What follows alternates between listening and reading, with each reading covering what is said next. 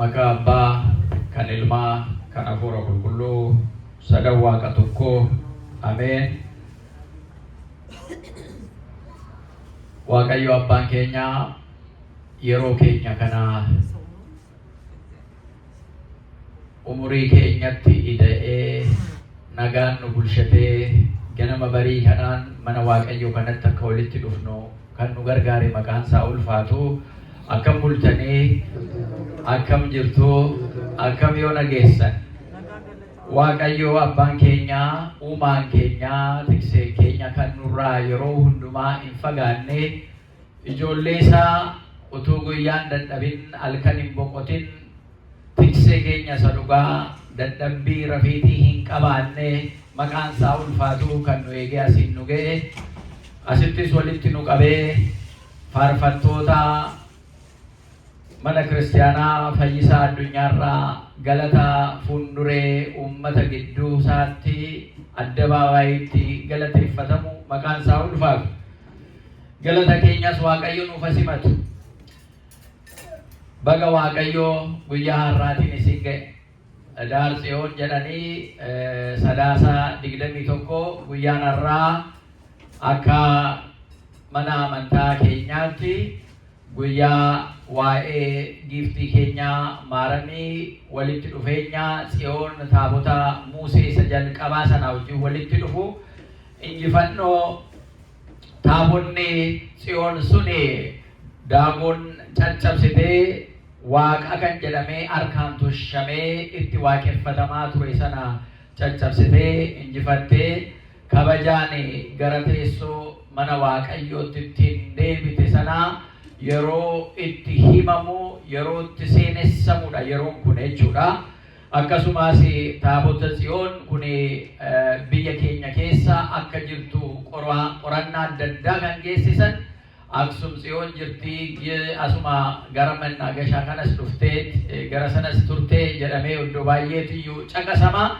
Bakka seen jirtu ammawwanaa jarri qoratanuu qorachaa jiru namni arguu hin danda'u lafa seen jirtu kanumaa fi guyyaa seen injifattee taabonni jalqabaa Museef kennamte sun bakka injifattee bara Queen Shebaa yookaan Saabaa jedhamu Kiristoos dhalachuun dura waggaa 100 gara waggaa 100 dura gara biyyaatti akka seente kan himamudha.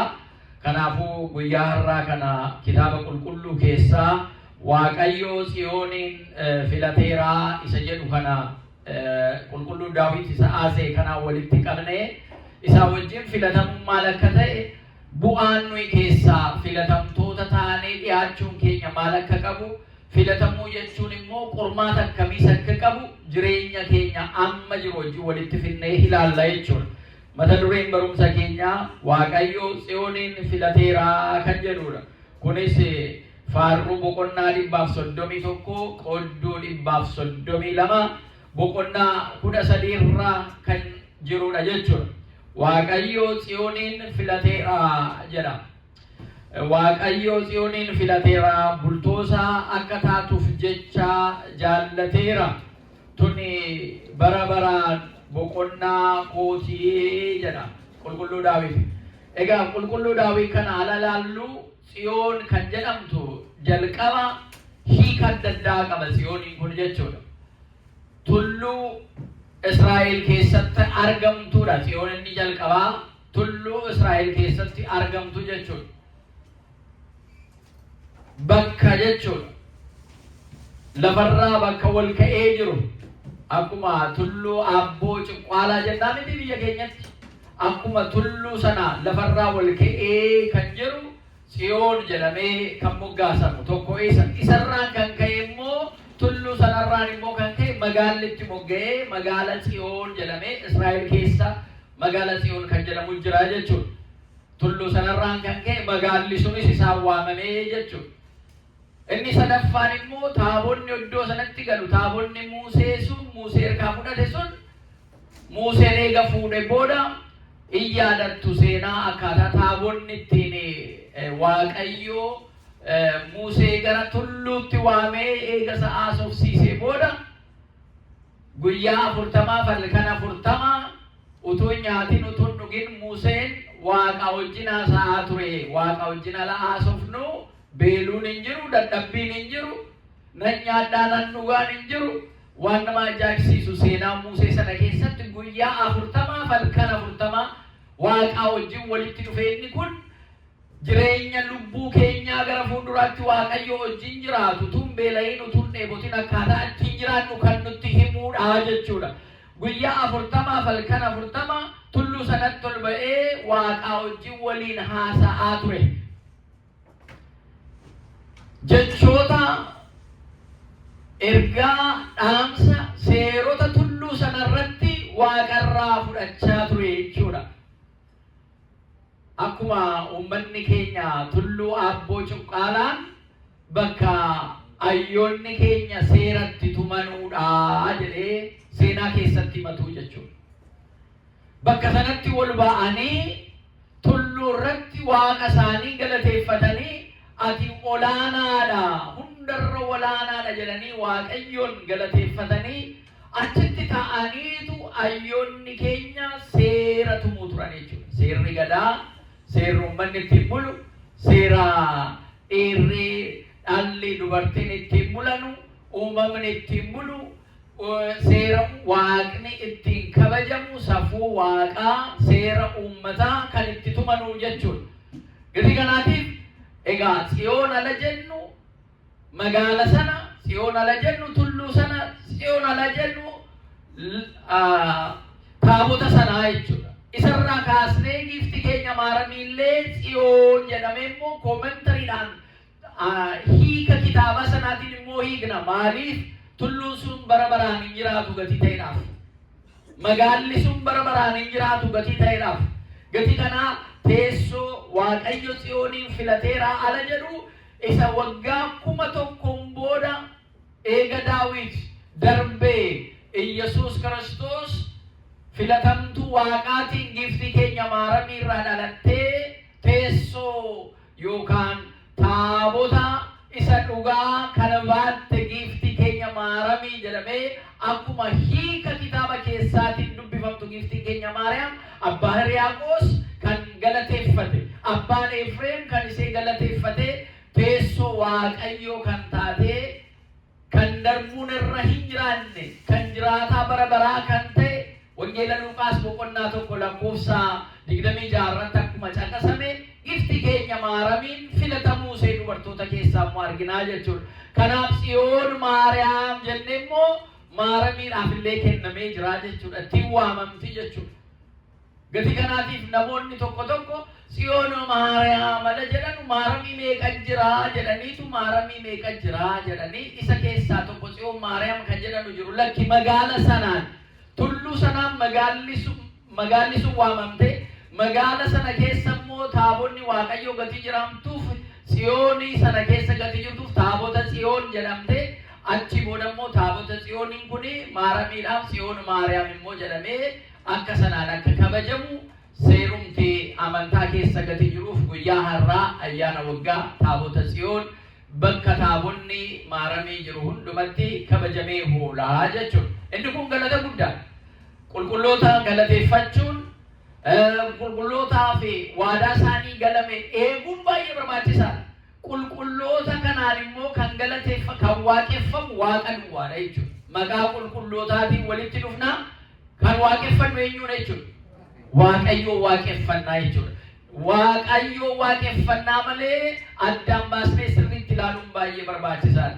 Guyyaa har'aa maqaa maaramiitiin amma Aksum Tsiyoonii duwwaa miti adaadii maaramii namni deemtanii beektan meessa jirtu harka baasaame adaadii maaramii har'a guyyaa har'aa akka adda ta'een adaadii maaramiitti kabajama yookaan immoo olotaa Maariyaam jira Mannaageshaa Maariyaam jira miti adaadii maaramii jira Mannaageshaa Maariyaam jira anillee Jimmaa Maariyaam nan beekaa Naqqamti Maariyaam nan beekaa akkasuma meenatti ma bakka maaramii jirtu meenatti ma Buraayyuu maaramii jirti meekaasaa kan biraa'oo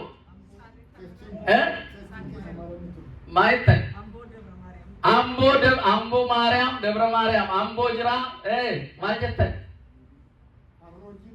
Arroojii Maariyaam jira jala kaasaa kan beektan jechuudha. Akkuma Aksum Maariyaam jechuun Aksum Tsiyoon jechuun magaala Tsiyoon jedhamtee waamamte sana keessa taabota teessee jirtu tulluu sana magaala sana keessa jechuudha.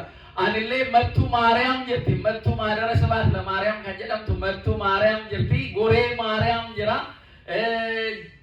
Akkasuma Gambeella keessa Maariyaam jirti. Lafa nagee Miizaan Teeppii Miizaan Maariyaam illee jira. Bakkuma nagee keessaa jechuudha. Karaa Harar kanas karaa Direedawaa kanas immoo bakka adda addaa giftii keenya Maariyaam lafti bataskaanni yaadannoo seetiin ijaaramee taabonni kabaja seetiif yaadannoo seetiin maqaan dhaamee kan irratti waaqeffamu eenyu jechuudha. Eenyu waaqeffanna? Waaqayyoo waaqeffanna jechuudha. Maqaa qulqullootaa yaadannoo isaaniitiin walitti qabamnaa eebba isaanii argannaa kan waaqeffannu garuu waaqa tokko waaqeffannaa jechuudha. Gatii kanaatiif egaa Waaqayyos filateeti jira. Waaqayyo ala filatu namni qophaa'eedhaaf hin filatamu jara keenya. Waaqayyo filatee qopheessa. Galanni Waaqayyoof haa ta'u. Ala baay'ee namni filatamuudhaaf qophaa'a. Filannoon lafa kanarraa loobii hojjetaniitu, na filadhaa himataniitu, awaajii himataniitu, jara keenyaa filannoo jira na filadhaa, ilaa yoo na filattan kanan isinii godha jedhanii himataniitu namoonni filatamu miti. Hin beeknaa jechuudha. Inni kan Waaqayyoo garuu sakka kanaa miti. Ajaa'ibsiisaadha kan Waaqayyoo. Waaqayyo hedduu akkaataan ittiin nama filatu baay'ee ajaa'ibsiisaadha. Gatii namni qophaa'ee jiruuf miti. Saamu'eel isa tokkoffaa boqonnaa 16 lakkoofsa 7 irratti Daawitiin Waaqayyo ala filatee mooticha Daawit lafa inni filate sun magaala keessaa miti. Teessoo masarraa mootummaa keessaas miti. Yuunivarsiitii bakka baratamu sanaa miti. Bakka namoonni baratan, namoonni aangoo qaban, namoonni ganzaba qaban bakka ta'anurraa miti kan Waaqayyo Daawitiin filate. Bakka inni oolaa eegurraa Waaqayyo isa filate. Bakka inni oolaa eegurraa. Nama ajaa'ibu Waaqayyo bakka oolaan eegamtu maal godhaan jedhama. Bakka hundumtuu kan eenyuuti? Yaadattu baadiyyaa Oromiyaa keessa gaafa Sinoodosiin Oromiyaa hundaa'ee bakka sana ammoo Hafuurri Qulqulluun maal godha jechaan turre?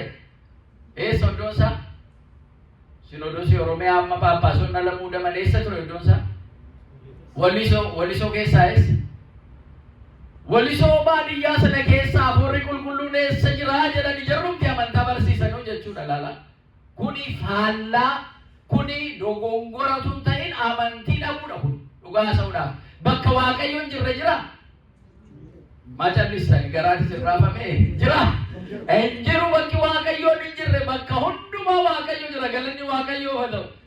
Baadiyyaa keessa gadi fagaadhee yoon galaana keessa bu'e atachi jirta. Yoon immoo qoochoo baafadhee balalee gubbaarratti kaadhee atachi jirta. Yoon miilla kootiin daangaa amma daangaa lafaatti deeme yaa Waaqayyo laftatti hin jirre hin jiruu jedhe. Galateeffate. Galanni isaaf haa ta'u. Bakka Waaqayyoo hin jirre hin jiru.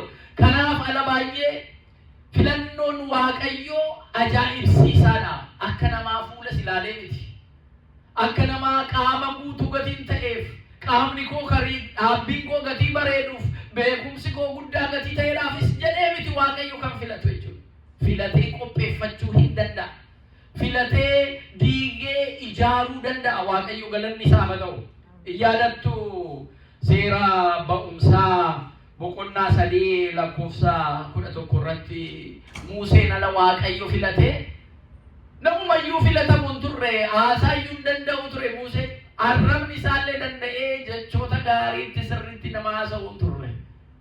Waaqayyo garuu isuma filate. Nu eessa Waaqayyo nu filachaa jira? Eessaan waamee? Eessaa asitti walitti nu qabe? Seenaa jara kaanii jara darbanii duwwaa seenessinee darbuutu hin ta'in Waaqayyo arras hin hojjeta. Galanni isaaf haa ta'u.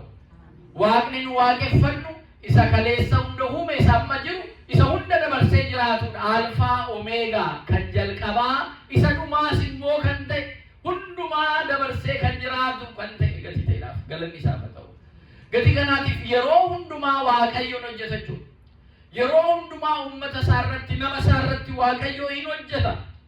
Giftii keenya maaramii wangeela Luqaas boqonnaa tokko lakkoofsa 30 irratti akkuma arginu lafa isheen jirtu lafa isheen dhokattee gad of qabdee jirtu kisoominaan bakka isheen jirtu giftiin keenya maarameen waaqayyoon filatamte. Namni mormu jira? In filatamte. Maacallistani namni mormu jira? Filannoon kun dogongoraa irra nuufa deebi'amuu jettanii bakka itti maxxanu mircaa koomishinii haa ta'u waan tokko waan akkanaa jira filannoo waaqayyoo keessa jira? Jiru. Filatee waaqayyoon filate. Teessoo haadha gooftaa keenyaa Yesuus Kiristoos ta'uudhaaf filatamte. Nama ajaa'ibsiisa. Dubartoota keessaa filatamte. Adda taate. Maaliin adda taatii yoo jettan isa gaafadhaa. Isatu filate. Akkana miti. Eenyutu filate? Gaafa see filatu isin gorsee jira. Isiniin mee maaloo naman filadhuun dhabeetii naman filadhu dubartoota keessaa mee natti maasiniin jedhee isin gorsee jira. Gorsa sinirraa gaafatee jira? Hin jiru. Isumatu hojjete. Gadi kanaan mormuu hin dandeenyu jechuudha keessatti qoodan fudhanne. Ati qulqulleettiidha. Dubartoota keessaas adda kan taateedha. Seedhaan jedheetu teessoo ilmasaa gooftaa keenyaa Yesuus Kiristoos akka taatu. Inni seerraa dhalatu isa cimaa gooftaa hundumaa kan qabee jiru mootummaan isaallee darbuu kan hin dandeenye akka ta'e qulqulluu Gabri'eelidhaan misraachoo sitti hime jechuudha. Kun waan guddaadha nama gammachiisa. Tuun isin ta'e nani dilshaa harka walitti naa waaqayyoon galateeffadha dhugaa ta'uudhaaf. Kun filatamuu guddaadha. Kun kennaa guddaadha. Isaan booda yoo lafatti ol dhaban, yoo lafatti ol dha'an, yoo miidiyaatti ba'anii arrabsan kabajaa waaqayyoo iseedhaa kenne namni tokkollee hir'isuu hin danda'u jechuudha. Kan ammoo sirriitti ilaalu iseen giftiin keenya maaramiin amma yeroo dhiyoo kanan argitu miti amma amantaa ortodoksii keenyatti uumama hundaa walitti waaqaa gaditti kabajamtuudha jenneetu gifti keenya galateeffanna. Uumama keessaa kan akkasee hin jiru jennee adda taatee jirti gatii jedheedhaaf jechuudha. Filatamuunsee adda taatee jirti. Nama taatee Haannaa fi Iyyaaqeemii irraa dhalattee utuu jirtu garummoo ilma waaqaa gooftaa keenya Yesuus Kiristoos hin deesse. Inni kan filatamee gifti keenya maaramii irraa foon seerraa foon dhiiga seerraa dhiiga lubbuu seerraa lubbuu akka fudhatee nama ta'u kan ta'edha. Isa kanarratti namoonni itti cimu jira baay'een. School of Thought waa'ee keessumaa gifti keenya maaramii irratti akkamitti kun ta'uu danda'a jedhanii namoonni mormanu baay'ee jiru. Gooftaa keenya Yesuus Kiristoos iyyuu namoonni tokko akkamitti gifti keenya maaramiin abidda waaqummaa gara seetti baachuu dandeesse. Te'oo tokkos yoo waan haadha waaqaa jedhamee waamama. Te'oo tokkos jechuun sagaleedha. Tokkos haadha waaqaa jechuudha. Isuma kana haadha waaqaa jedhamee kan hiikame. Akka seen ilma see deesse kan kennameef miti inni kun. Ayyoonni dhufanii walitti dhufaniitu Yesuus Kiristoos ilma waaqaa waaqa kan ta'e gaafa ibsanu isin immoo irra deebi'anii namoonni lakkii inni dhugaadha ilma waaqaati. Isin garuu nama akkamitti innoo abidda abbaa isaarraa waaqummaa isaarraa kan ka'e nama fayyisuudhaaf dhufe akkamitti garaa namaa keessa bulee dhalachuu danda'a. Eeganni dhalatee booda filatamee malee jedhanii jarri qabaaf jedhaman kun eega dhalatee booda iyyuu dibame malee ala dhalatu namuma turee kan jedhanu jiru. Inni kun faallaa amantiiti. Doogumaa keessatti dogongora isa tokko jechuudha kan jarri uuman. Isa kana sirriitti addaama. Doogumaan ala jedhamu namoonni tokko waa'ee dhuma amantaa sirna amantaa yookaan bulchiisa amantaa sirreessuudhaaf ala deemamu doogumaan tuqamee jedhu. Doogumaan isa kana miti. Doogumaa sirriitti hubannee doogumaa jechuun isa kam akka ta'e sirriitti hubachuu qabna. dhiyoo kana yoo dhageessanii jiraattanii amantaan kaatolikii walitti dhufanii giftii keenya maaramii akkaataa divine yookaan sadarkaa abbaa ilma hafuura qulqulluu sana keessan qixxeessanii fudhatanii turan ammoo wanaatti jechuudha. Qixxeessanii abbaa ilma hafuura qulqulluu sana keessan qixxeessanii kanarraan kan ka'e namoonni iccitiin Sillaasee jechuun kan abbaa haadhaa fi ilmaatii jedhanii iyyuu kitaaba kan barreessan jiru. Kun dogongora addaan akka baafannu fanan isinitti himaa jira. Amantaan kaatolikii amma dhufaniitu yeroo kanatti waggaa ji'a darbe keessa jechuudha kan jarri kana sirreessan. Ala sirreessanu waa'ee waaqummaa yookaan divinity sana keessatti abbaa ilma hafuura qulqulluu malee giftii keenya maaramiin bakka sana keessa galtee kan galateeffatamtu miti. Isheen nama haadhaaf abbaa kan qabdu namarraa kan dhalatte nama malee waaqummaa sana hin qabdu. Isheen waaqummaa sana qabu. Isa waaqummaa sana qabu ilma isa ergamee dhufe nu fayyisuuf dhufe sana Yesuus Kiristoosin deesse malee. Walii galee jirra. Isinii galee jira. Inni kun doogumaa isa guddaadha. Sirriidhumatti incarnation isa jedhu nama ta'uusaa Yesuus Kiristoos nama ta'uusaa kana sirriitti kan ibsinu jechuudha. Gati kana giftii keenya maaramiin akkaataa amantaa ortodoksii keenyaatiin abbaa ilma hafuura qulqulluu sadan waaqa tokko jennee galateeffannaa. Nama fayyisuuf ilmi abbaarraa dursee dhalate giftii keenya dubaroo maaramiirraa immoo yeroo lammata dhufeetu inni duraanii abbaarraa haadha malee dhalate. Achi booda immoo yeroon isaa ala ga'u Galaatiyaa boqonnaa 4 lakkoofsa 4 irratti akka jiru yeroon isaa ala ga'u Addaamii fi ilmoo isaa fayyisuudhaaf giftii keenya maaramiirraa abbaa lafaa malee giftii keenya maaramiirraa immoo dhalate. Inni jalqabaa dhaloonni isaa haadha malee abbaarraa akka dhalate. Inni lammataa immoo dhalachuun isaa sun haadharraa abbaa malee lafarraa dhalate jechuudha. Inni kun iccitii guddaa. Isa kan addaan baasanii ilaal waaqatu filate. Ammaan tokko tokko bultoo waaqayyoo jennee galateeffannee haadha waaqayyoo ala jedhu namni tokko tokko gurra qabata. Maal jarri kun maraatuudhaayi akkamitti haadha waaqayyoo jedhu waaqayyoon dhalataa. Utuun dhalatin eenyutu iyyuu turere haati isa dursitee turte kan jedhanii haasa'an jiru jechuudha. Kana fudhachuudhaaf namatti cima. Namooti baay'eetti cima. Iccitii kana sirriitti hubachuu nu barbaachisa.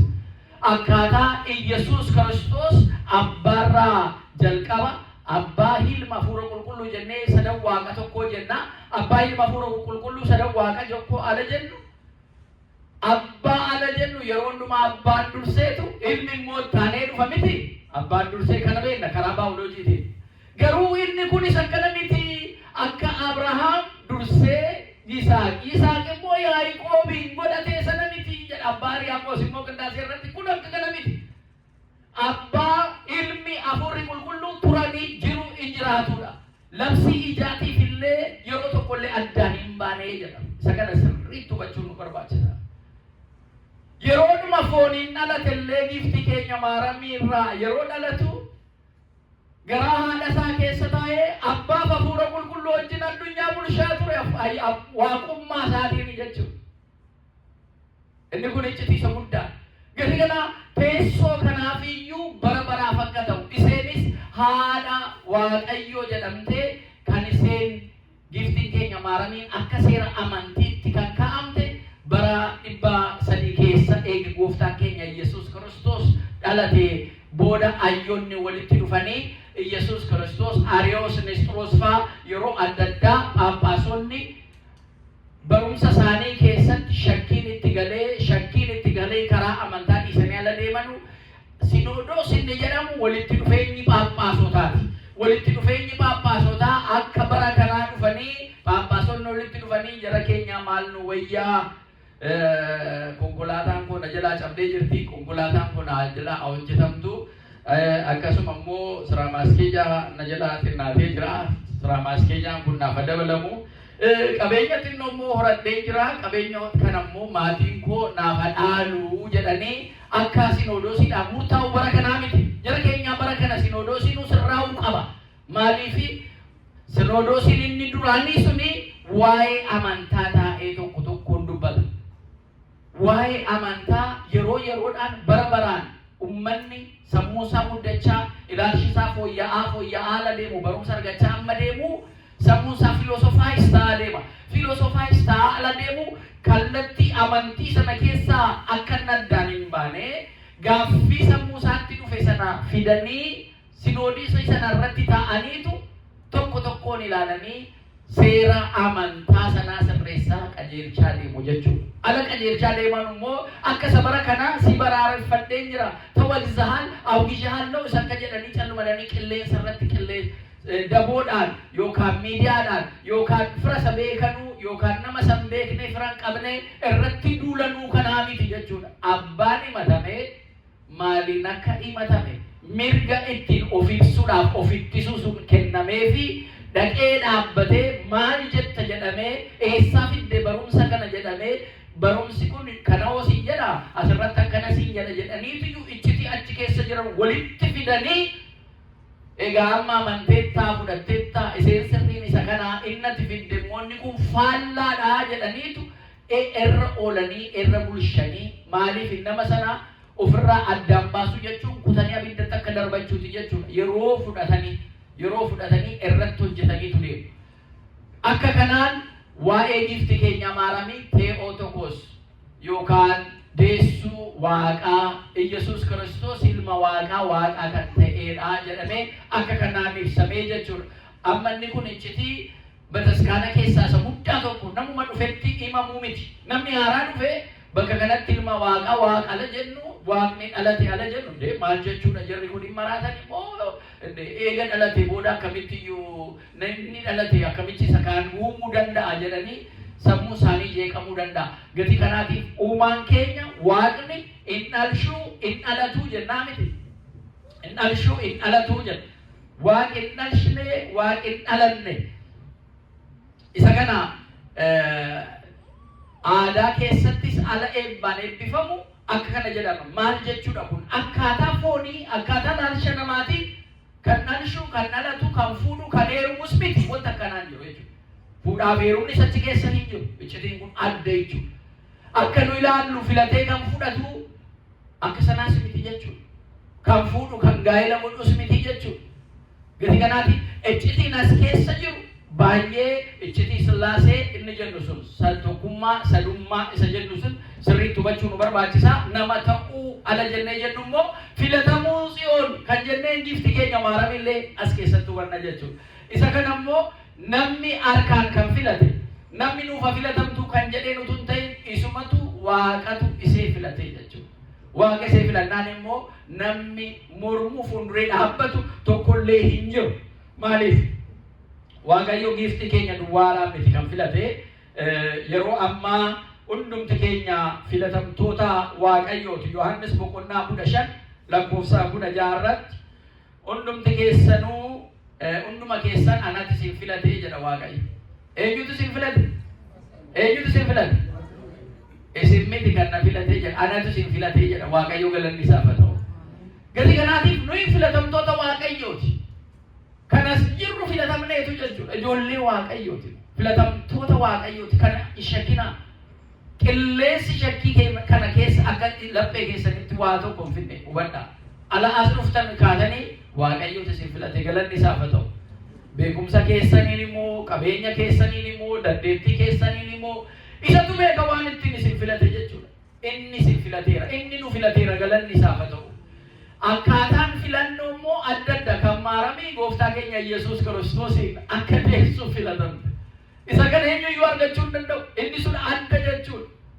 Museen saba Israa'el akka inni galaana sana addaan kutee garbummaa sana keessaa jara baasuuf filatame. Ammanumaatti isin immoo amma bara kana Waaqayyo nu filatee kan inni jiru qaraaniyo irratti akka kana qullaasaa fannifamee amma qaamni lafte saala isaattiin kafalamee jiru kana yoo argitan ala kaasu nama kaasu sanatti akkana irra kaa'e malee qullaasaatiyyuu fannifame.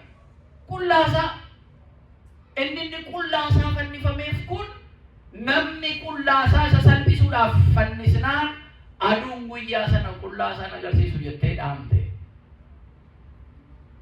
Urjiin samiirraa arcaa'anii ji'i kun gara dhiigaatti jijjiiramtee amma inni fannoo irratti oole sana rakkinaaf gidira argeetu dhiiga isaatiin nu filate galanni isaaf haa ta'u. Du'a isaatiin jireenya nuu kennuudhaaf nu filate asitti nu waame hunda keenya jechuudha. Filatamtoota isaati jechuudha nuyi. Waaqayyo Tsiyooniin filateera haala jennu achirratti filatee dhaabbisee miti. Kan see adda kan ta'e eenyuyyuu akkasitti filatamuu hin danda'u. Garuu immoo nuyis dhaaltuu mootummaa isaa ta'uudhaaf filatamneera. Jireenya bara baraa akka argannuuf nu filatee jira jechuudha. Filatamuun Waaqayyoodhaaf adda ba'anii waa'ee isaa dubbachuudhaaf waa'ee isaa filatamuun maal akka hojjennu maal akka hojjechuu qabnullee tokko tokkoon waan nutti agarsiisu qaba maatiiwwan Waaqayyo. Waaqayyoon namni filatame gammadee jiraata. Hin gammadduu filatamuu keessanii? Hin gammadduu? Waaqayyoon filatamuudhaan gammaddu miti? Maal ugaan Waaqayyoodhaan miti asuma keessattuu iyyuu eksikuutiivii taanee boordii taanee ala filatamnu akkam gammadna uummata gaggeessuudha. Garuu immoo gammachuun waan filatamne sana keessatti faarfachuudhaaf alas baanee dhaabbannee faarfannu filatamneetu Waaqatu nu filate. Namni baay'een jira ba'ee faarfachuu galateeffachuu barbaada garuu kan isa qabu jira. Kan hin baane jira, kan hin dandeenye jira. Fuulduree namaa dhaabbatee isa galateeffachuu kan hin dandeenye. Alas baanee isa galateeffannu yaa Waan galata kee kanumaafuu na dandeessisuu kee kennaa kee kana naa kennuu keetiifii jenna. Eenyuyyuu kana ofii isaatiin ka'ee gochuu hin danda'u. Yoo ayyaanni Waaqayyoo hafuurri Waaqayyoo isa gargaare malee. Waaqayyoon dhageenyaan waa gargaara. Namoonni baay'een filatamanii booda immoo teellaatti kan deebi'anu jiru. Namoonni baay'een eega filatamanii eega Waaqayyoon jara filatee booda qormaata adda addaatiin immoo teellaatti kan deebi'an immoo baay'eetu jiru. Eega filatame ayyaanni Waaqayyoo irra eega bulee booda akkamitti iyyuu gara boodaatti immoo namni deebi'aa ala jennu qormaata adda addaa namoonni filataman qormaan akka jirratti hin dhufne seekiyuurdi ta'aniiru jechuu miti. Maaliif filatamanii jiru qormaan immoo jira. Qormaanni kutaa tokkos jira, kutaa lamas jira, kutaa saddeetis jira, kutaa 12 yuunivarsiitii salagallu qormaanni jira miti. Gatii kanaatiin filannoo eega Waaqayyoon ni filate booda immoo qormaanni akkuma dandeettii keenyaa immoo sadarkaa keenyaan jira jechuudha. Qormaata sanarratti immoo harka utuun kenneen keessa ce'u jaalala Waaqayyoo isa nu filateerraa jaalala gooftaa keenyaa Iyesuus Kiristoos isa nu filateerraa eenyutu addaan nu baasaa jira. Beeluutu addaan nu baasaa jedha. Ala beeluuf nu isa gannee deemnaa. Beeluutu addaan nu baasaa. Rakkootu addaan nu baasaa jaalala Iyesuus Kiristoos irraa fannoo irratti fannifamee san ittiin nu jaallate du'ee jireenya kan nu kenne gidira nu arge sanarraa maaltu addaan nu baasa? Gidira rakkinatu addaan nu baasa. Lolaa yoo dhufe bokkaa yoo roobe qilleensi yoo qilleense isa addaan nu baasa maaltu addaan nu baasa jennee ilaaluun baay'ee barbaachisaadha jechuudha. Eega filatamne boodallee qormaanni jira. Qormaata sana immoo ani injifadheeraa nuun jedha Iyesuus Kiristoos. Ani inni isin filadhee an qormaata sana injifadhee jira. Kanaafuu isin injifattu jedhe maqaan isaa ulfaata. Inni injifattu hin dhiphatinaa. Sammuu keessanitti hin dhiphatinaa. Waan isin barbaachisu itti himaa Waaqayyootti.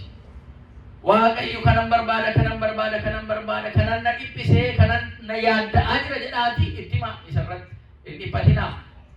Inni nu filate waan nu filateef sababa qaba. Maatiiwwan Waaqayyo. Inni nu waame waan nu waameef sababa qaba. Gatii kanaatiif waan nu waame waan nurraa barbaadu utuu galmaan hin gahin walakkaa geessisee namni isu Waaqayyo galanni isaaf haa ta'u. Garuu nuyi walakkaa geenyee shakkuu hin qabnu. Sabni Israa'el eega filatamee bakka jiru sanaa socho'ee deemee karaan itti dheeratte waggaa 40 taate guyyaa 40 iyyuu dhaqee lafa aannan burqituu aannanii lafa burqituu dammaa jirtu sananiyyuu biyya sana warasa jedhee dhaala godhadhee fudhadha jedhee lafa jiru gadhiisee ba'e. Utuu deemuu garuu karaan waggaa guyyaa 40 ture waggaa 40tti ta'e. Isa kana keessatti burjaajii baay'ee ta'e, badii baay'ee ta'e, boodatti deebi'uu baay'ee ta'e, dhumaatii baay'ee ta'e jechuudha. waaqayyo garuu kan dheeresseef sababa qaba. Wanta qulqulluun taane namoota muuxannoo waaqolii harkaan toshamanii waaqeffatan dhufaa jira. Kanaaf jarrillee isa sammuu isaanii laphee isaanii bitee jiru yaada isaanii sanaa wajjin amma keessaa qulqullaa'utti waaqayyoon karicha dheeresse. Sababa qaba waaqayyo waan barbaannu waan itti mannu waan feene kan nu jala ala dheeressu waaqayyo kennuu dadhabee miti. Nu keessaa waan hin sirraanne waan qulqullaa'u waan nu keessaa qulqullaa'ee hin baane qulqulloo taanee isa kennamu sana akka fudhanne nu daangesse jira jechuudha. Namoonni filatamoon qormaata qabu. Sabni Israa'el sun waggaa 40 qorame. Waggaa Fayyisaa Addunyaan amma maal barbaadna jennee isa darbe walitti eegaa miitingii goone booda sitti jeneraal miitingii luba barbaadna yaa waaqayyo luba barbaadna yaa waaqayyo luba barbaadna himne miti gaafa sana himne waggaa meeqa luba maal kun haaraadhaayi deeggadda kaastee waggaa ja'a geenyee jirra luba barbaadna jechuun ta'e dheerate waggaan ja'a ala jedhu akkuma mana kiristiyaanaa Fayyisaa Addunyaa ta'e garuu dheerina kana keessas immoo hubannaa baay'ee qaban. Waan baay'ee immoo keessa waaqayyo nu barsiise jara keenya. Obsa baay'ee baranne, cichoomina baay'ee baranne, bakka waan jirre waan ijaan mul'atu bakka ilaallee bakka guddaa jedhamu namni baay'ee jedhamu sanarraa gaafa iddoo kanatti waan namnis muraasa ta'e dinagdeen asitti walitti qabdus waa tokko gochuu akka hin dandeenye waan matinnoo fakkaattu isuma kanaan lakkii jedhamee ala walitti dhufnu qormaata akka mana kiristiyaanaatti qormaata tokko jechuudha. Akka kiristiyaanotaatti qormaata. Barri kun duwwaa miti jara keenya. Jarri nu dhowwanis qormaata keessa jiru. Jarni sirnichatti dhimma baana jedhanii nu dhowwan nu asii beelofnee utuu jirru. Yeroodhaan qurbaana barbaanna. Ijoollee keenya qurrubsiisuu barbaanna ala jettan jarri kana nu dhowwanis immoo nagaadhaan bulaa jiran. Ilaalaa jara keenya ilaalaa hojii waaqayyo raasamina jira jechuudha. Raasamina kana keessa immoo waaqa duwwaatti cichuu nu barbaachisa. Sirna raasamaa jiru kana keessatti immoo waaqatti cichuu nu barbaachisa. Sabni Israa'el Musee dhumaanuu ayyaa Musee fayyaa gudii nu goote fiddee asitti kunoo gammoojjiitti nu fixuutti jirta. Achi lafa shunkurtaa nyaannu lafa qeewwati isaanii minchati isaa nyaannu biyya Gibsii keessa waaqatu baasinii jedhe nuun jettee nu baastee achi Misira sana nyaachaa achuma turraa turre. Amma kunoo asitti gammoojjiitti nu fiddee ganamasuma kana nyaadhaa nuun jetta galgala isa kana nyaadhaa nuun jetta midhaan isa nyaatamu kanallee dhanni keenya iyyuu jibbe ciiga'ee jedhan Israa'el. Mannaasa jedhamu nyaata samiirraa buusana nyaatu turan jara keenya waggaa 40 sana hin bukeessanu hin facaasanu hin haramanu waaqayyo isa nyaachisaanii ture. Garuu ganamasuma kana nu nyaachisaa galgala isa kana nu nyaachisaa guyyaa isa kana wanti haaraa hin jiru Muuse maali waaqnati jette jaruma Gibsii sana keessa garba taanee utuu jiraanne iyyuu gaarii ture maal achi yoo kunoo misira isaanii nyaanna minchati isaanii nyaanna waan adda addaa nyaanna jedhanii isa amma dhoqqee dhiitaa dugdi isaanii alangaadhaan garafamee Raaheel ijoollee see lakkuu taate dhoqqee sana keessatti akka isheen deessu godhamee achumatti deessee miillaan irra jedhu jedhamtee alangaadhaan garafamaa ijoollee see miillaan irra jettee mimmaasee waaqatti facaaste sana irraanfatanii jechuudha. Irraanfatanii namni akkanuma irraanfanna. Waan darbee xinnoodhumatti yeroo xinnootti irraanfanna jechuudha. Isa kana ta'uu keessatti Museettis hamii fidanii waaqattis amachuutti galanii jechuudha. Isa kanarraan kan ka'edha waaqayyo Museedhaan ummata kana gaafa argu gammoojjii sana keessatti isan sii kennan dindee jedheen waaqayyo eegaa qoyin argitu jedheetu bofa gammoojjiitti kaasee iddee akka jara ajjeesu bofa tajaje waaqayyo. Bofa tajaje gammoojjii sana keessa eegaa kan ture isa halkan utubaa ifaatiin isa jaraan karaa akka jarri deeman guyyaa immoo akka aduun jalan tuqne gaaggidduu godhee fi urjiidhaan yookaan dammanaa isa jennu maa'inna duumessa kanaan akka aduun jalan gubne jara eegaa ergamaa isaa bitaan mirga fuuldureedhaan kaa'ee ergamoota isaa boodaan kaa'eetu karaa sana geessaa ture. Kana hundumaa dagatan irraanfatan yaada garaa isaanii duwwaatti deebi'an waan Waaqayyo jaraa godhe sana irraanfatan. Jara keenya waan Waaqayyo nu godhe irraanfatina. Nirraanfatina eessa Waaqayyo akka nu baase nirraanfatina. Eessa Waaqayyo akka nu filate nirraanfatina. Ammam karaa na dheeratu malee karaa hin qabnee jiru karaa dhugaati. Karaa sirriiti, karaa haqaati. Karaa nuyi qabnee irra deemaa jirru dhalootaaf kan ta'udha. Waaqaaf kan ta'udha. Biyyaaf kan ta'udha. Addunyaa hundaaf kan ta'u kan nagaa fiduu danda'udha. Namaaf Waaqayyo walitti fiduu kan danda'u haqaaf dhugaa irratti kan hundaa'e karaan kun. Nama tokko miidhuudhaaf kan keessaa hin qabaanne. Kun fira kooti jedhee ofitti qabee yookaan kun fira koo miti jedhee ofirraa dhibee deemu kan hin qabaanne. Garaa qulqullinaan aadaadhaaf safuu ofiitiin Waaqa ofii amantaa ofiitiin kadhachuun kun karaa haqaati, karaa dhugaati. Jara keenya cimsinee eeguu qabna isa kana jechuudha. Boodatti deebi'uu hin barbaachisu.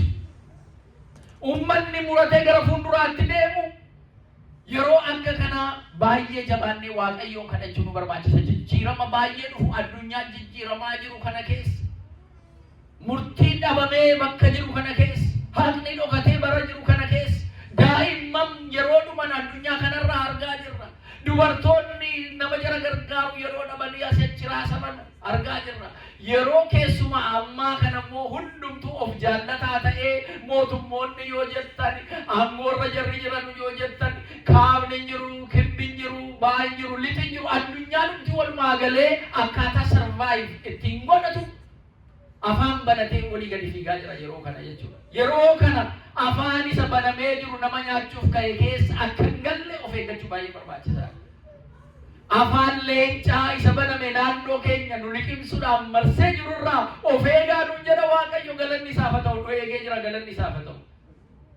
Nuti ija keenyaan arguu dhiisuu dandeenya. Ija foon keenyaatiin arguu dhiisuu dandeenya. Leenci afaan banee nu liqimsuudhaan marsee jiru Waaqayyo gaachana ta'e nu eegaa jira jara keenya. Isa divine protection kana sirriitti hubadhaa. Ijoollee keenya, daa'ima keenya kan nu eegu, nuun kan nu eege, asitti kan walitti nu qabe turaame mee callisaa hojii koonfitne malee isinii fi ani luba kennuu dandameetanii hamma kana utuu sinna kadhattanu mee obsaa nuun jedhe Waaqayyo. Galanni isaaf haa ta'u. Gaafa argannu duwwaa miti kan Waaqa galateeffannu. Gaafa wanti kadhanne yeroo isaan nu jalaa fagaatullee obsaan Waaqayyoon eeggachuun baay'ee barbaachisaadha. Elsaabeet bara dargaggummaa ishee Zakkaariyaas abbaa manaa isheetii wajjin, Zakkaariyaas luba ijoollee tokkotu godhate kabaja qabu uummata keessatti mana Waaqayyoo keessa galee tajaajila hundumtuu luba koottiin jedha. Elsaabeetis abbaa manaa koo jettiin garuu firee tokko ijoolleen qabanuu turan. Firee tokkotu godhate maal goofduun kun? Maal namichi kun isee namoo isatiyyuu da'uu hin danda'u. Maal goguun kun cubbuu hojjetani malee cubbuu isaanii takkana godhe malee jedhee namni maqaa isaanii xureesse. Silaa namni namarraa hin boqotu, namni maqaa namaa kaasurraa boodatti hin jedhu. Arrabsoo salphina hundumaa danda'anii dhumarratti eega dulloomanii booda garuu Waaqayyo jara yaadate. Yohaannis isa cuuphaa Waaqayyo kenneef obsaan. Galanni Waaqayyoof haa ta'u. Obsaa dhuunfaa keessanis jireenya keessanittis obsaa. Namoonni filataman Waaqayyoodhaaf qormaanni baay'een itti dhufa. Israa'eel obsuu dadhabnaan bineensa gammoojjiitiin akka iddamanu jara taasise. Iddamanii jarri kaan du'an, jarri kaan madaa'ani. Deebisanii Museedhaan waa maaloo yaa Musee dhiifama Waaqa nuu kadhadhu siinis amannee jirra. Waaqatti shakkii keenya agarsiisnee himnee jirraati dhiifama akka nuu taasisu Waaqa nuu kadhadhu jedhanii. Waaqatti deebi'ee Museen immoo iyye. Maal uummata kee marrataa bufaa gammoojjiin kun iddeena jala ajjeesaa jira, uummata keetiif dhiifama taasisittiin jennaan. Tolee bofaa sibiilarraa hojjedhuuti mukarratti wal kaasiiti rarraasi jarri dhukkubsatanii ciisanii sagalee isaa dhaga'anu hin fayyu. Jarri danda'anii immoo isa fannifame arganii dhukkuba isaanii irraa bilisa ba'uu jedheen. Yesuus Kiristoos dhumarratti dhumni isaa fannifamee akka inni iddoo keenya nu du'e du'a isaatiin jireenya argachuu keenya filatamtoonni kan nutti agarsiisudha. Waaqaaf galanni haa ta'u. Yeroo sanatti jarri iddaman bofa sibiila irraa hojjetame sana arganii sagalee isaas dhaga'anii yeroodhaaf fayyanii jiran. Dhumni isaa Yesuus Kiristoos isa fannifame kanaan kan amane jireenya bara baraa argata. Karaan amantii, daandiin amantii jalqabaa kaastee kan turte seen gara abbaatti gara mootummaa Waaqayyootti nama geessitu karaan anaa kan inni jedhe Yesuus Kiristoos. Dhugaan anaa kan jedhe dhugaan Waaqayyoo, dhugaan ilma Waaqayyooti isaa. Jireenyi kan bara baraatti hin argannu isaa. Gati kanaatiif isatti amannee isarra deemnee jireenya bara baraa akka argannu kanaaf filatamnee as jirraa jechuudha. Amantii keenyatti shakkiin hin galin. Jabaannee ajiraannu amma dhumaatti kan cime inni maal ta'a? Hin fayya. Gati kanaatiif Tsiyooniin filatee jira Waaqayyo. Sila Daawit kan inni faarfate asuma irratti diyaaqoniin keenya kan faarfate. Egaa filatamuu kana keessa qormaata baay'een akka jiru argina.